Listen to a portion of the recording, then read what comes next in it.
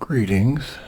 This is video number 14 of the poem Savitri by Sri Aurobindo. We're beginning part 2, books 4 through 8. Book 4, The Book of Birth and Quest. Canto 1 of Book 4, The Birth and Childhood of the Flame. A Maenad of the cycles of desire, around a light she must not dare to touch, hastening towards a far-off unknown goal, Earth followed the endless journey of the sun. A mind but half awake in the swing of the void, on the bosom of inconscience, dreamed out life and bore this finite world of thought and deed across the immobile trance of the infinite. A vast, immutable silence with her ran. Prisoner of speed upon a jeweled wheel, she communed with the mystic heart in space. Amid the ambiguous stillness of the stars, she moved towards some undisclosed event, and her rhythm measured the long whirl of time.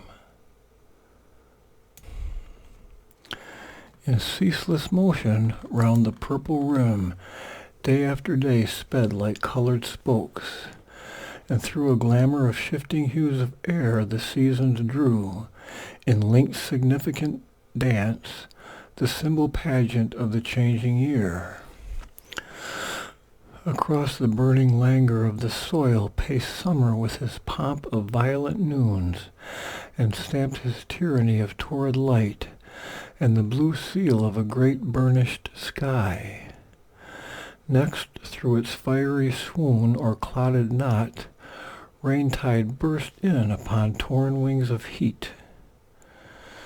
Startled with lightnings, air's unquiet drowse, lashed with life-giving streams the torpid soil. Overcast with flare and sound and storm-winged dark, the star-defended doors of heaven's dim sleep, or from the gold eye of her paramour, covered with packed cloud veils the earth's brown face. Armies of revolution crossed the time field. The clouds' unending march besieged the world. Tempests pronunciamentos claimed the sky. And thunder drums announced the embattled gods.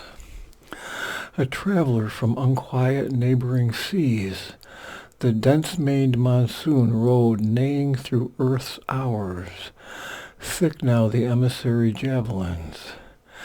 Enormous lightning split the horizon's rim, and, hurled from the quarters as from contending camps, married heaven's edges steep and bare and blind, a surge and hissed, an onset of huge rain, the long straight sleet drift, clamors of winged storm change, storm charge, throngs of wind faces, rushing of wind feet hurrying, swept through the prone afflicted plains. Heaven's waters trailed and dribbled through the drowned land. Then all was a swift stride, a sibilant race, or all was tempest's shout and water's fall. A dimness sagged on the gray floor of day. Its dingy, sprawling length joined morn to eve. Wallowing in sludge and shower, it reached dark black dark. Day a half-darkness wore as its dull dress. Light looked into dawn's tarnished glass and met its own face there, twin to a half-lit night's. Downpour and drip and seeping mist swayed all and turned dry soil to bog and reeking mud. Earth was a quagmire, heaven a dismal block. None saw through dark, drenched weeks the dungeon sun. Even when no turmoil vexed air's somber rest, or a faint ray glimmered through the weeping clouds, as a sad smile gleams veiled by returning tears. All promised brightness failed at once, denied, or, soon condemned, died like a brief-lived hope. Then a last massive deluge thrashed dead mire, and a subsiding mutter left all still, or only the muddy creep of sinking floods, or only a whisper and green toss of trees. Earth's mood now changed. She lay in lulled repose. The hours went by with slow, contented tread. A wide and tranquil air remembered peace. Earth was the comrade of a happy sun. A calmness neared as of the approach of God. A light of musing trance lit soil and sky, and an identity and ecstasy filled meditation's solitary heart. A dream loitered in the dumb mind of space. Time opened its chambers of felicity. An exaltation entered, and a hope. An inmost self looked up to a heavenlier height. An inmost thought kindled a hidden flame. And the inner sight adored an unseen sun. 3 thoughtful seasons passed with shining tread, and scanning one by one the pregnant hours, watched for a flame that lurked in luminous depths. The vigil of some mighty birth to come. Autumn led in the glory of her moons, and dreamed in the splendor of her lotus pools, and winter and dew time laid their calm, cool hands on nature's bosom still in a half-sleep, and deepened with hues of lax and mellow ease the tranquil beauty of the waning year. Then spring, an ardent lover, leaped through leaves, and caught the earth bride in his eager clasp. His advent was a fire of irised hues. His arms were a circle of the arrival of joy. His voice was a call to the transcendent sphere, whose recent touch upon our mortal lives keeps ever new the thrill that made the world, remolds an ancient sweetness to new shapes, and guards intact, unchanged by death and time, the answer of our hearts to nature's charm, and keeps forever new, yet still the same, the throb that ever wakes to the old delight. And beauty and rapture and the joy to live. His coming brought the magic and the spell. At his touch life's tired heart grew glad and young. He made joy a willing prisoner in her breast. His grasp was a young god's upon earth's limbs. Changed by the passion of his divine outbreak, he made her body beautiful with his kiss. Impatient for felicity he came, high-fluting with a koel's happy voice, his peacock turban trailing on the trees. His breath was a warm summons to delight. The dense voluptuous azure was in his gaze. A soft celestial urge surprised the blood. Rich with the instinct of God's sensuous joys, revealed in beauty, a cadence was abroad, insistent on the rapture thrill in life. Immortal movements touched the fleeting hours. A godlike packed intensity of sense made it a passionate pleasure even to breathe. All sights and voices wove single charm. The life of the enchanted globe became a storm of sweetness and of light and song, a revel of color and ecstasy, a hymn of rays, a litany of cries. A strain of choral priestly music sang, and, swung on the swaying censer of the trees, a sacrifice of perfume filled the hours. Asokas burned in crimson spots of flame, pure like the breath of an unstained desire. White jasmines haunted the enamored air. Pale mango blossoms fed the liquid voice of the love-maddened koil, and the brown bee muttered in fragrance mid the honey buds. The sunlight was a great god's golden smile. All nature was at beauty's festival. In this high signal moment of the gods, answering earth's yearning and her cry for bliss, a greatness from our other countries came. A silence in the noise of earthly things immutably revealed the secret word. A mightier influx filled the oblivious clay. A lamp was lit, a sacred image made. A mediating ray had touched the earth, bridging the gulf between man's mind and God's. Its brightness linked our transience to the unknown. A spirit of its celestial source aware, translating heaven into a human shape, descended into earth's imperfect mold and wept not, fallen to mortality, but looked on all with large and tranquil eyes. One had returned from the transcendent plains, and bore anew the load of mortal breath. Who had striven of old with our darkness and our pain, she took again her divine unfinished task. Survivor of death and the aeonic years, once more with her fathomless heart she fronted time.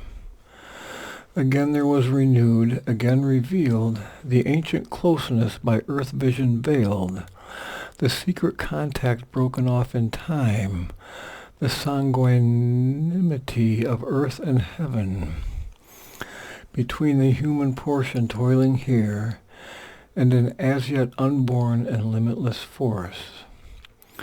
Again the mystic deep attempt began, the daring wager of the cosmic game.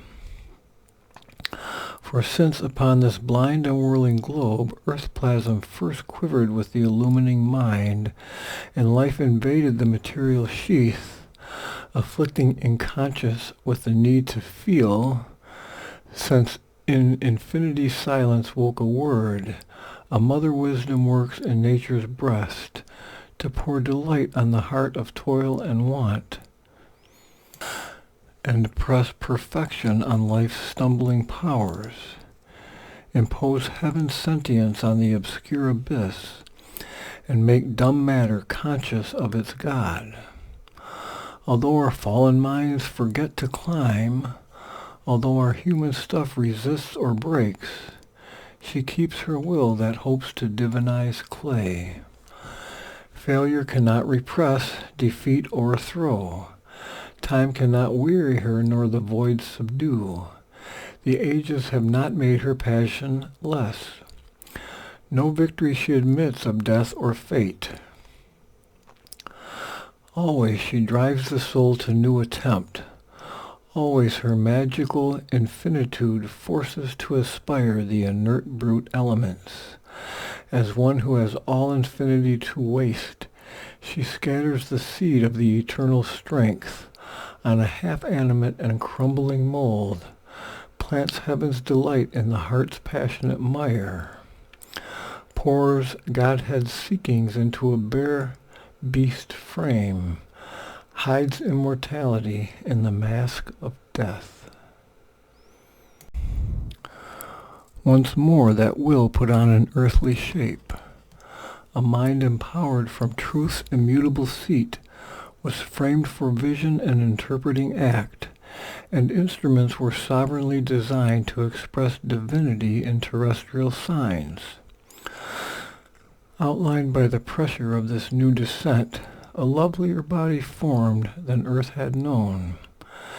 As yet a prophecy only, and a hint, the glowing arc of a charmed unseen whole, it came into the sky of mortal life, bright like the crescent horn of a gold moon, returning in a faint illumined eve. At first glimmering like an unshaped idea, passive she lay sheltered in wordless sleep, involved and drowned in matter's giant trance, an infant heart of the deep-caved world plan, in cradle of divine inconscience rocked. by the universal ecstasy of the suns. Some mission power in that half-wakened frame nursed a transcendent birth's dumb, glorious seed, for which this vivid tenement was made. But soon the link of soul with form grew sure. Flooded was the dim cave with slow, conscient light. The seed grew into a delicate, marvelous bud. The bud disclosed a great and heavenly bloom. At once she seemed to found a mightier race.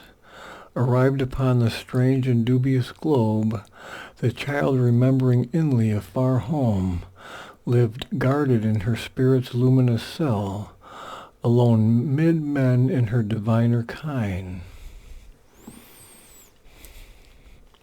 Even in her childish movements could be felt the nearness of a light still kept from earth, feelings that only eternity could share, thoughts natural and native to the gods, as needing nothing but its own rapt flight.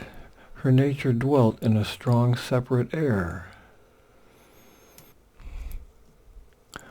Like a strange bird with large, rich-colored breast that sojourns on a secret fruited bough, lost in the emerald glory of the woods, or flies above divine, unreachable tops. Harmoniously she impressed the earth with heaven, aligned to a swift rhythm of sheer delight, and singing to themselves her days went by. Each minute was a throb of beauty's heart. The hours were turned to a sweet-toned contentment which asked for nothing, but took all life, gave sovereignly as her nature's inborn right. Near was her spirit to its parent sun, the breath within to the eternal joy. The first fair life that breaks from nature's swoon mounts in a line of rapture to the skies. Absorbed in its own happy urge, it lives, sufficient to itself, yet turned to all. It has no seen communion with its world, no open converse with surrounding things. There is a oneness native and occult that needs no instruments and erects no form. In unison it grows with all that is. All contacts it assumes into its trance. Laugh-tossed, consents to the wind's kiss, and takes transmutingly the shocks of sun and breeze. A blissful yearning riots in its leaves, a magic passion trembles in its blooms, its boughs aspire in hushed felicity. An occult godhead of this beauty is cause, the spirit and intimate guest of all this charm, the sweetness's priestess and this reverie's muse. Invisibly protected from our sense, the dryad lives drenched in a deeper ray, and feels another air of storms and calms, and quivers inwardly with mystic rain. This at a heavenlier height was shown in her. Even when she bent to meet earth's intimacies, her spirit kept the stature of the gods. It stooped but was not lost in matter's reign. A world translated was her gleaming mind, and marvel-mooned bright crowding fantasies fed with spiritual sustenance of dreams the ideal goddess in her house of gold. Aware of forms to which our eyes are closed, conscious of nearness we cannot feel, the power within her shaped her molding sense in deeper figures than our surface types. An invisible sunlight ran within her veins and flooded her brain with heavenly brilliances that woke a wider sight than earth could know. Outlined in the sincerity of that ray, her springing childlike thoughts were richly turned into luminous patterns of her soul's deep truth. And from her eyes she cast another look on all around her than man's ignorant view. All objects were to her shapes of living selves. All she perceived was a message from her kin in each awakening touch of outward things. Each was a symbol power, a vivid flash, in the circuit of infinities half known. Nothing was alien or intimate, nothing without its meaning or its call. For with a greater nature she was one. As from the soil sprang glory of branch and flower, as from the animal's life rose thinking man, a new epiphany appeared in her, a mind of light, a life of rhythmic force, a body instinct with hidden divinity, prepared an image of the coming God. And when the slow rhyme of the expanding years, and the rich murmurous swarm work of the days had honey-packed her sense and filled her limbs, accomplishing the moon orb of her grace, self-guarded in the silence of her strength, her solitary greatness was not less.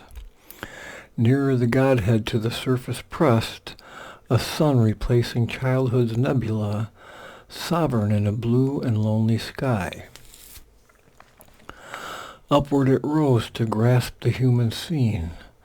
The strong inhabitant turned to watch her field. A lovelier light assumed her spirit brow, and sweet and solemn grew her musing gaze. Celestial, human, deep warm slumberous fires woke in the long-fringed glory of her eyes, like altar burnings in a mysteried shrine. Out of those crystal windows gleamed a will that brought a large significance to life. Holding her forehead's candid, stainless space, behind the student arch, a noble power of wisdom looked from light on transient things. A scout of victory in a vigil tower, her aspiration called high destiny down. A silent warrior paced in her city of strength in violet, guarding the truth's diamond throne. A nectarous haloed moon, her passionate heart loved all and spoke no word and made no sign, but kept her bosom's rapturous secrecy, a blissful, ardent, moved, and voiceless world. Proud, swift, and joyful ran the wave of life, within her like a stream in paradise. Many high gods dwelt in one beautiful home, yet was her nature's orb a perfect whole, harmonious like a chant with many tones, immense and various like a universe. The body that held this greatness seemed almost an image made of heaven's transparent light. Its charm recalled things seen in vision's hours, a golden bridge spanning a fairy flood. A moon-touched palm tree single by a lake, companion of the wide and glimmering peace, a murmur as of leaves in paradise moving when feet of the immortals pass, a fiery halo over sleeping hills, a strange and starry head alone in night. That's the end of Canto 1 of Book 4. Canto 2, The Growth of the Flame. A land of mountains and wide sun-beat plains, and giant rivers pacing to vast seas, a field of creation and spiritual hush, silent swallowing life's axe into the deeps, of thought's transcendent climb and heavenward leap, a brooding world of reverie and trance, filled with the mightiest works of God and man, where nature seemed a dream of the divine, and beauty and grace and grandeur had their home, harbored the childhood of the incarnate flame. Over her watched millennial influences and the deep godheads of a grandiose past, looked on her and saw the future's godheads come, as if this magnet drew their powers unseen. Earth's brooding wisdom spoke to her still breast, mounting from mind's last peaks to mate with God's, making Earth's brilliant thoughts a springing board to dive into the cosmic vastnesses. The knowledge of the thinker and the seer saw the unseen and thought the unthinkable. Opened the enormous doors of the unknown, rent man's horizons into infinity. A shoreless sweep was lent to the mortal's axe, and art and beauty sprang from the human depths, nature and soul veiled in nobility. Nature and soul vied in nobility. Ethics, the human keyed to intimate heaven. Ethics, the human key to imitate heaven. The harmony of a rich culture's tones refined the sense and magnified its reach, to hear the unheard and glimpse the invisible, and taught the soul to soar beyond things known, inspiring life to greaten and break its bounds, aspiring to the immortal's unseen world. Leaving Earth's safety, daring wings of mind bore her above the trodden fields of thought, crossing the mystic seas of the beyond, to live on eagle heights near to the sun. There wisdom sits on her eternal throne. All her life's turns led her to symbol doors, admitting to secret powers that were her kin, adept of truth, initiate of bliss, a mystic acolyte trained in nature's school, aware of the marvel of created things. She laid the secrecies of her heart's deep muse upon the altar of the wonderful. Her hours were a ritual and a timeless fane. Her acts became gestures of sacrifice. Invested with a rhythm of higher spheres, the word was used as a hieratic means for the release of the imprisoned spirit into communion with its comrade gods. Or it helped to beat out new expressive forms of that which labors in the heart of life, some immemorial soul in men and things, seeker of the unknown and the unborn, carrying a light from the ineffable to rend the veil of the last mysteries. Intense philosophies pointed earth to heaven, or on foundations broad as cosmic space, upraised the earth mind to superhuman heights. Overpassing lines that please the outward eyes, but hide the sight of that which lives within, sculpture and painting concentrated sense upon an inner vision's motionless verge, revealed the figure of the invisible, unveiled all nature's meaning in a form, or caught into a body of the divine. The architecture of the infinite discovered here its inward musing shapes, captured into wide breadths of soaring stone.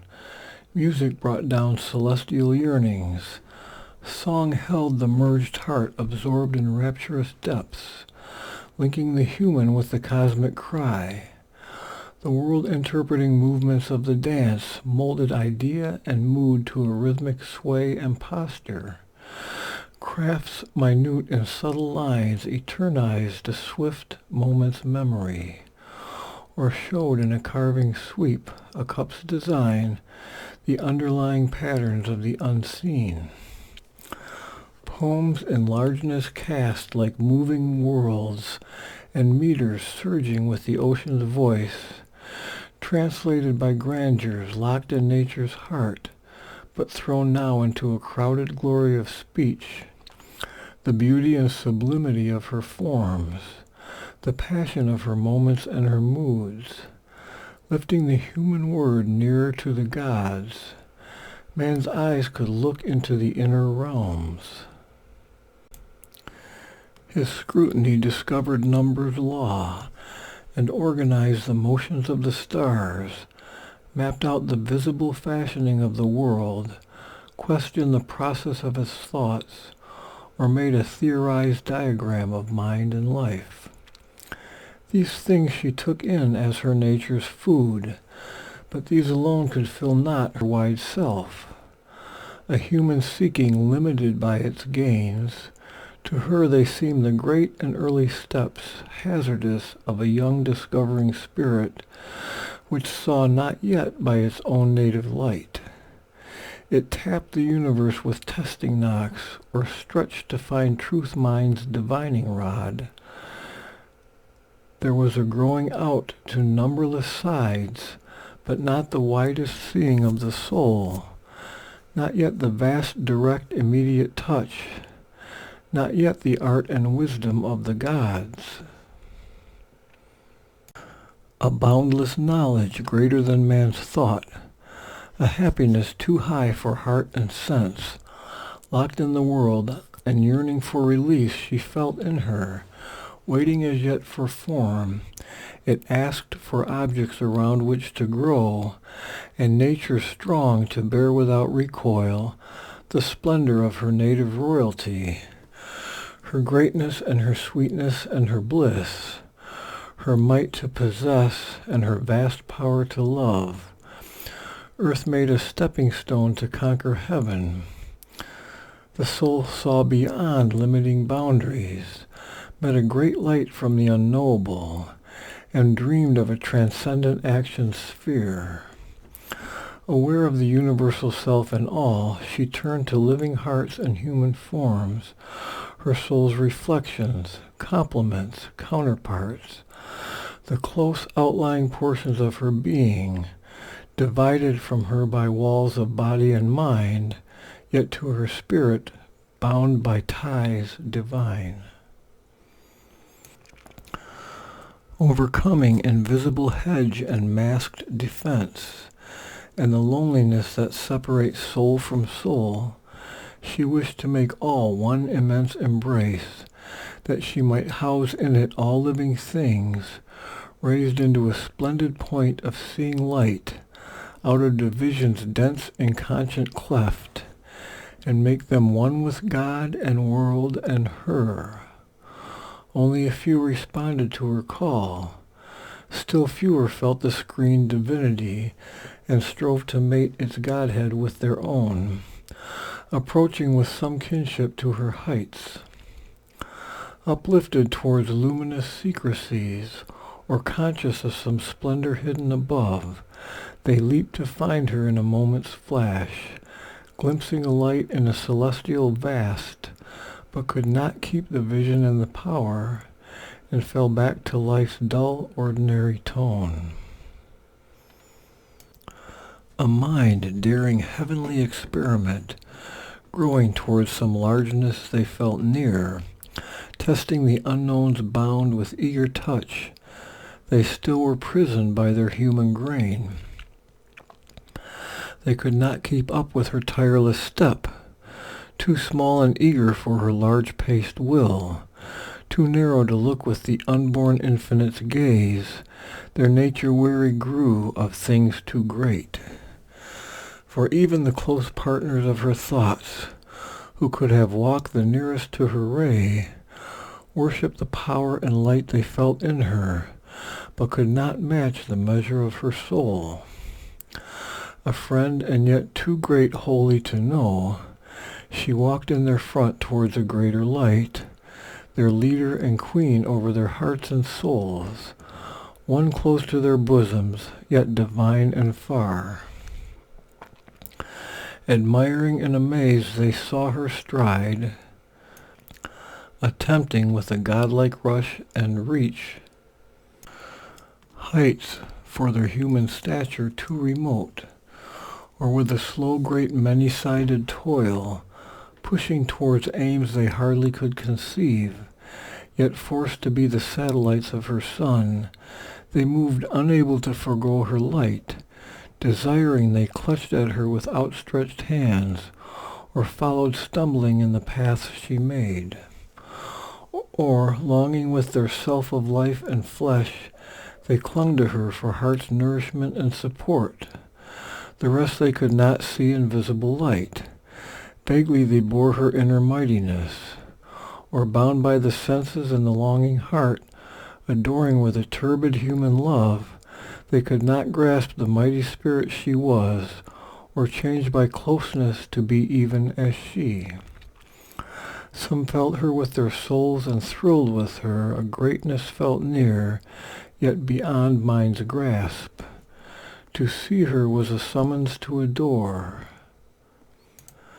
To be near her drew a high communion's force. So men worship a God too great to know, too high, too vast to wear a limiting shape. They feel a presence and obey a might, adore a love whose rapture invades their breasts, to a divine ardor quickening the heartbeats, the law they follow greatening heart and life. Open to the breath is a new diviner air. Open to man is a freer, happier world. He sees high steps climbing to self and light. Her divine parts, the soul's allegiance called. It saw, it felt, it knew the deity. Her will was puissant on their nature's acts. Her heart's inexhaustible sweetness lured their hearts. A being they loved whose bounds exceeded theirs. Her measure they could not reach but bore her touch. Answering with the flowers answer to the sun, they gave themselves to her and asked no more. One greater than themselves, too wide for their ken, their minds could not understand nor wholly know. Their lives replied to hers, moved at her words. They felt the Godhead and obeyed a call, answered to her lead and did her work in the world. Their lives, their natures moved, compelled by hers, as if the truth of their own larger selves put on an aspect of divinity, to exalt them to a pitch beyond their earths. They felt a larger future meet their walk. She held their hands. She chose for them their paths. They were moved by her towards great unknown things. Faith drew them and the joy to feel themselves hers. They lived in her. They saw the world with her eyes. Some turned to her against their nature's bent, divided between wonder and revolt, drawn by her charm and mastered by her will, possessed by her, her striving to possess. Impatient subjects, their tied-longing hearts hugging the bonds close of which they most complained, murmured at a yoke they would have wept to lose, the splendid yoke of her beauty and her love. Others pursued her with life's blind desires, and claiming all of her as their lonely own, hastened to engross her sweetness meant for all.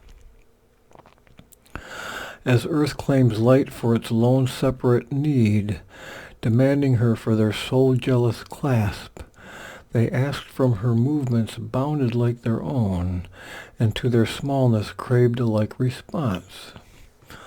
Or they repined that she surpassed their grip, and hoped to bind her close with longing's cords.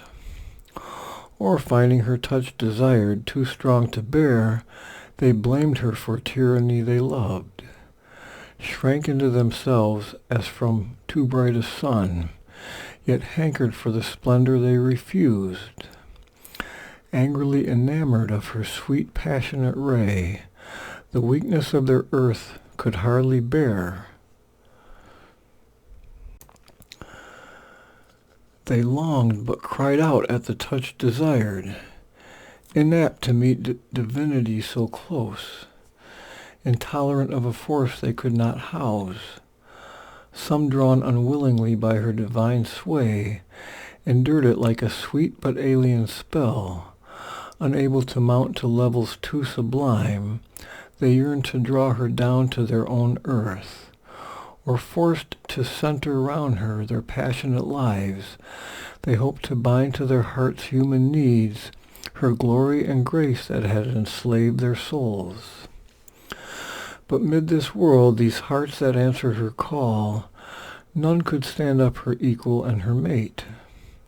In vain she stooped to equal them with her heights, too pure that air was for small souls to breathe. These comrades' selves, to raise to her own wide breadths her heart desired, and fill with her own power, that a diviner force might enter life, a breath of Godhead greaten human time.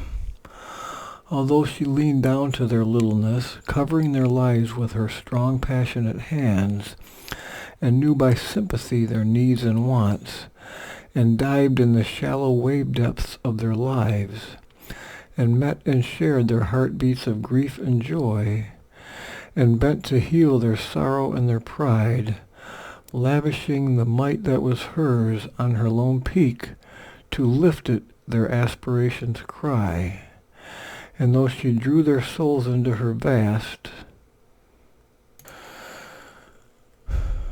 and surrounded with the silence of her deeps, and held as the great mother holds her own, only her earthly surface bore their charge, and mixed its fire with their mortality.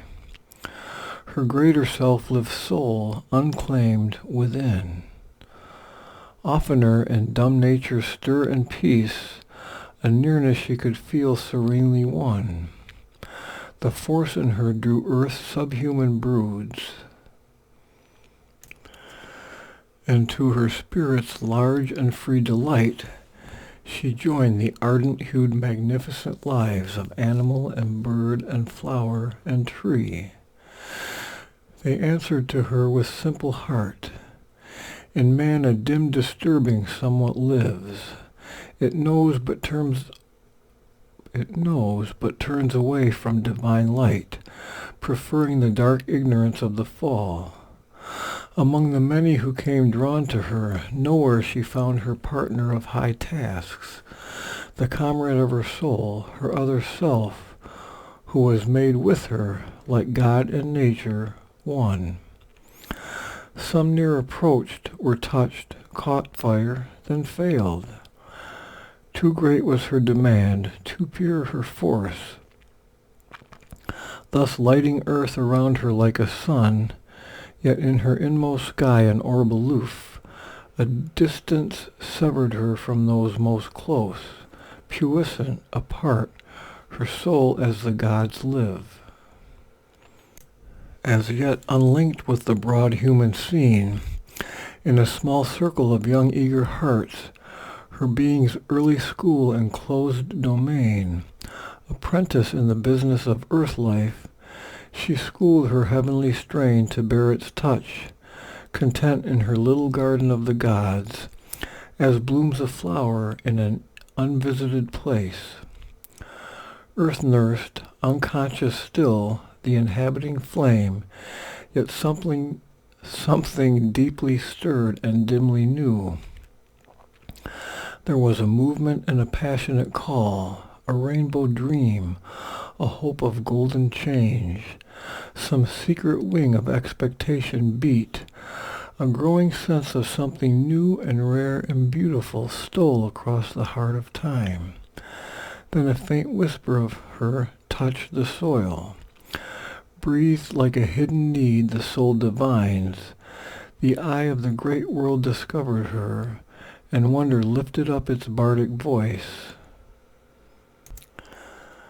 A key to a light still kept in being's cave, the sunward of an ancient mystery sense. Her name ran murmuring on the lips of men, exalted and sweet like an inspired verse, struck from the epic lyre of rumor's winds, or sung like a chanted thought by the poet Fame. But like a sacred symbols was that cult, admired, unsought, intangible to the grasp. Her beauty and flaming strength were seen afar, like lightning playing with the fallen day, a glory unapproachably divine. No equal heart came close to join her heart. No transient earthly love assailed her calm. No hero passion had the strength to seize. No eyes demanded her replying eyes. A power within her awed the imperfect flesh. The self-protecting genius in our clay, divine the goddess in the woman's shape, and drew back from a touch beyond its kind, the earth nature bound in sense life's narrow make. The hearts of men are amorous of clay kin, and bear not spirits lone and high who bring fire intimations from the deathless plains, too vast for souls not born to mate with heaven. Whoever is too great must lonely live. Adored he walks in mighty solitude. Vain is his labor to create his kind. His only comrade is the strength within. Thus was it for a while with Savitri. All worshipped marvelingly, none dared to claim. Her mind sat high, pouring its golden beams. Her heart was a crowded temple of delight. A single lamp lit in perfection's house, a bright pure image in a priestless shrine. Midst those encircling lives her spirit dwelt, apart in herself until her hour of fate. That is the end of Canto 2. Canto 3, The Call to the Quest. A morn that seemed a new creation's front, bringing a greater sunlight, happier skies, came burdened with a beauty moved and strange out of the changeless origin of things. An ancient longing struck again new roots. The air drank deep of unfulfilled desire. The high trees trembled with a wandering wind, like souls that quiver at the approach of joy, and in a bosom of green secrecy, forever of its one love note untried, a lyric coil cried among the leaves. Away from the terrestrial murmur turned, where transient calls and answers mix their flood, King Aswa listened through the ray to other sounds than meet the sense-formed ear. On a subtle inner space which rings our life, unlocked were the inner spirit's trance-closed doors. The inaudible strain in nature could be caught. Across the cyclic tramp of eager lives, across the deep urgency of present cares, earth's wordless hymn to the ineffable arose from the silent heart of the cosmic void. He heard the voice repressed of unborn powers, murmuring behind the luminous bars of time. Again the mighty yearning raised its flame that asks a perfect life on earth for men, and prays for certainty in the uncertain mind, and shadowless bliss for suffering human hearts, and truth embodied in an ignorant world, and Godhead divinizing mortal forms. A word that leaped from some far sky of thought, admitted by the cowled receiving scribe, traversed the echoing passages of his brain, and left its stamp on the recording cells. O force-compelled, fate-driven earth-born race, O petty adventurers in an infinite world, and prisoners of a dwarf humanity, how long will you tread the circling tracks of mine around your little self and petty things? But not for a changeless littleness were you meant, not for vain repetition were you built. Out of the immortal substance you were made. Your actions can be swift revealing steps, your life a changeful mold for growing gods. A seer, a strong creator is within. The immaculate grandeur broods upon your days. Almighty powers are shut in nature's cells. A greater destiny waits you in your front. This transient earthly being, if he wills, can fit his acts to a transcendent scheme. He who now stares at the world with ignorant eyes, hardly from the unconscious night aroused, that look at images and not at truth, can fill those orbs with an immortal sight. Yet shall the Godhead grow within your hearts. You shall awake into the Spirit's air, and feel the breaking walls of mortal mind, and hear the message which left life's heart dumb, and look through nature with sun-gazing lids, and blow your conch shells at the Eternal's gate. Authors of earth's high change, to you it is given to cross the dangerous spaces of the soul, and touch the mighty Mother stark awake, and meet the Omnipotent in this house of flesh, and make of life the million-bodied one. The earth you tread is a border screened from heaven. The life you lead conceals the light you are. Immortal powers sweep flaming past your doors. Far off upon your tops the God chant sounds, while to exceed yourselves thought's trumpets call, heard by a few, but fewer dare aspire, the nympholettes of the ecstasy and the blaze. An epic of hope and failure breaks earth's heart. Her force and will exceed her form and fate. A goddess in a net of transience caught, self-bound in the pastures of death she dreams of life, self-racked with the pains of hell aspires to joy, and builds to hope her altars of despair, knows that one high step might enfranchise all, and, suffering, looks for greatness in her sons. But dim in human hearts the ascending fire, the invisible grandeur sits unworshipped there. Man sees the highest in a limiting form, or looks upon a person, hears a name. He turns for little gains to ignorant powers, or kindles his altar lights to a demon face. He loves the ignorance fathering his pain. A spell is laid upon his glorious strengths. He has lost the inner voice that led his thoughts, and masking the oracular tripod seat, oracle, a specious idol fills the marble shrine. The great illusion wraps him in its veils. The soul's deep intimations come in vain. In vain is the unending line of seers. The sages ponder in unsubstantial light. The poets lend their voice to outward dreams. A homeless fire inspires the prophet tongues. Heaven's flaming lights descend and back return. The luminous eye approaches and retires. Eternity speaks, none understands its word. Fate is unwilling and the abyss denies. The unconscious, mindless waters block all done. Only a little lifted is mind's screen. The wise who know see but one half of truth. The strong climb hardly to a low-peaked height. The hearts that yearn are given 1 hour to love. His tale half told, falters the secret bard.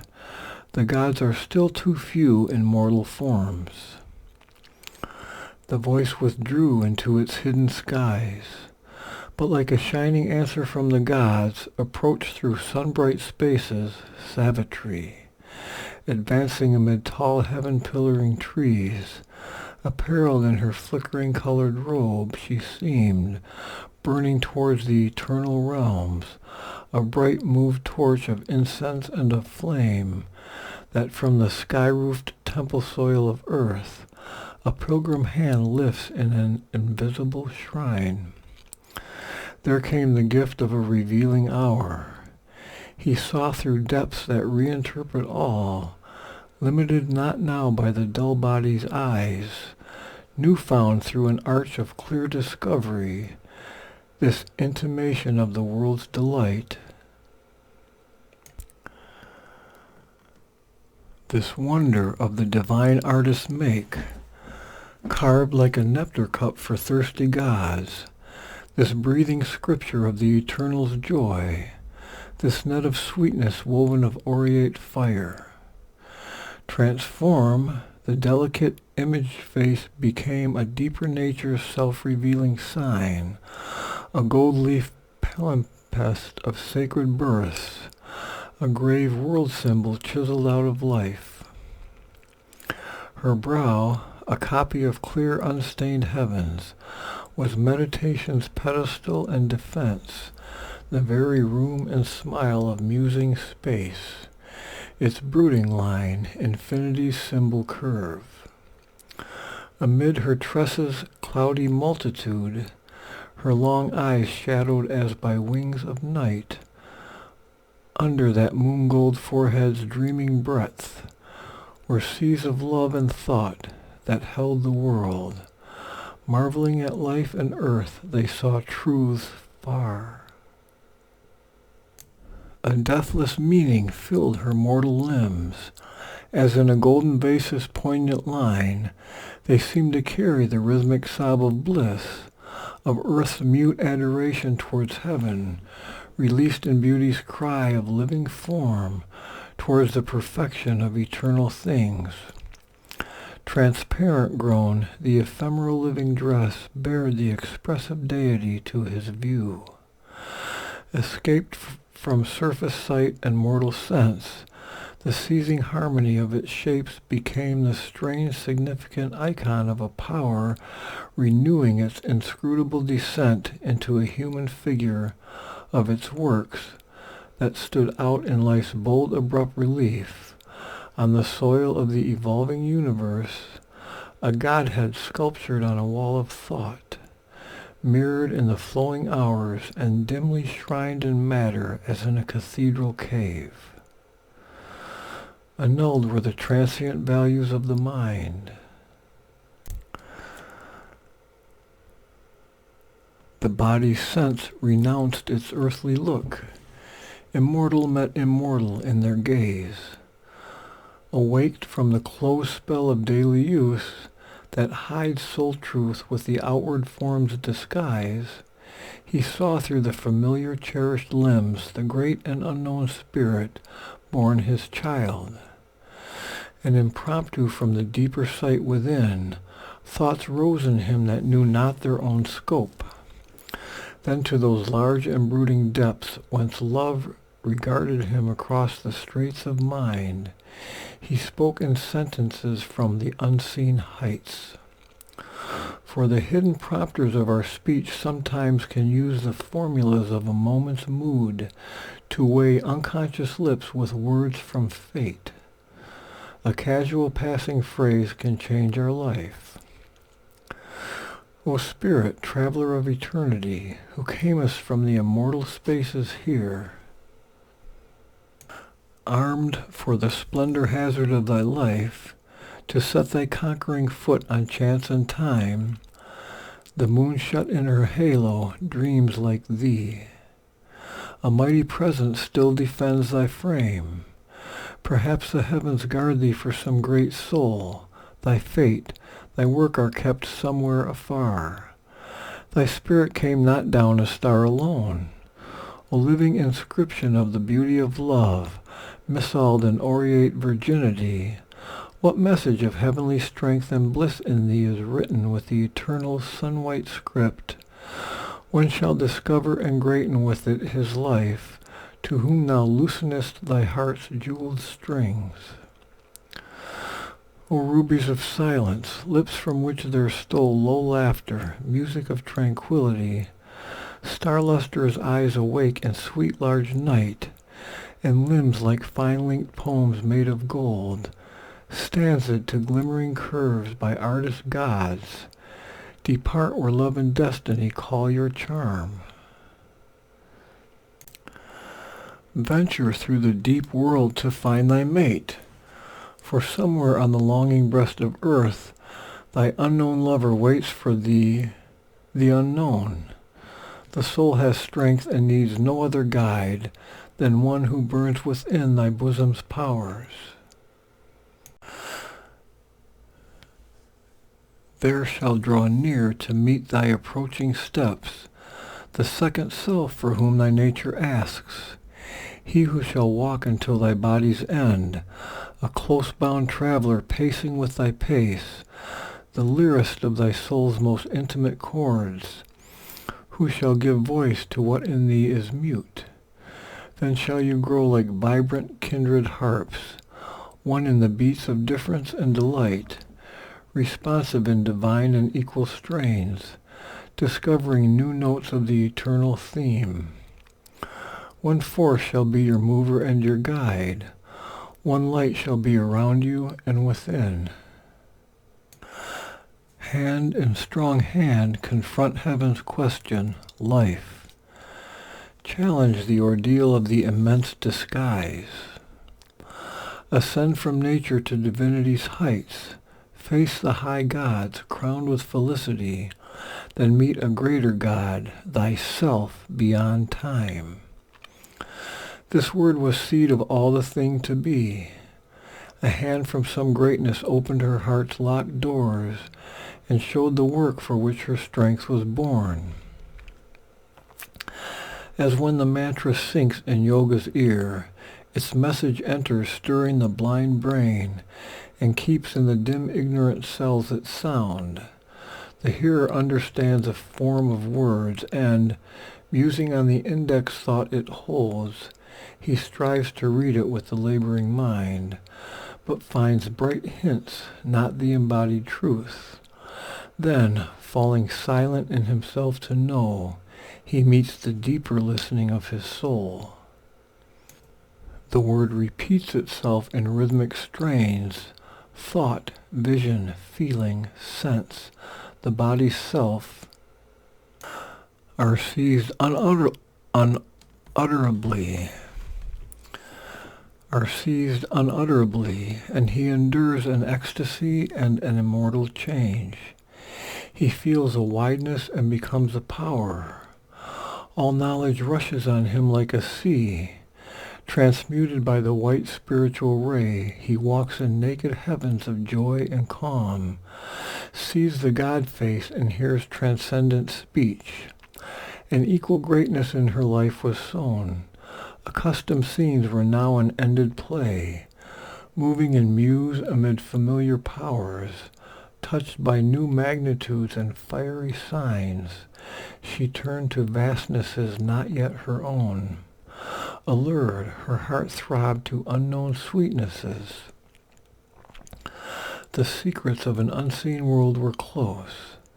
The morn went up into a smiling sky, cast from its sapphire pinnacle of trance. Day sank into the burning gold of eve. The moon floated, a luminous waif through heaven, and sank below the oblivious edge of dream. Night lit the watchfires of eternity. Then all went back into mind's secret caves, a darkness stooping on the heaven bird's wings, sealed in her senses from external sight, and opened the stupendous depths of sleep. When the pale dawn slipped through night's shadowy guard, vainly the newborn light desired her face. The palace woke to its own emptiness. The sovereign of its daily joys was far.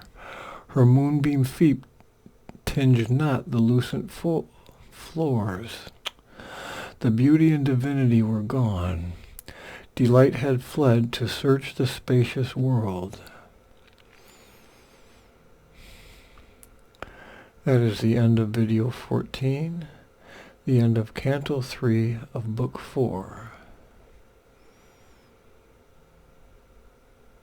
Of the poem Savitri by Sri Aurobindo.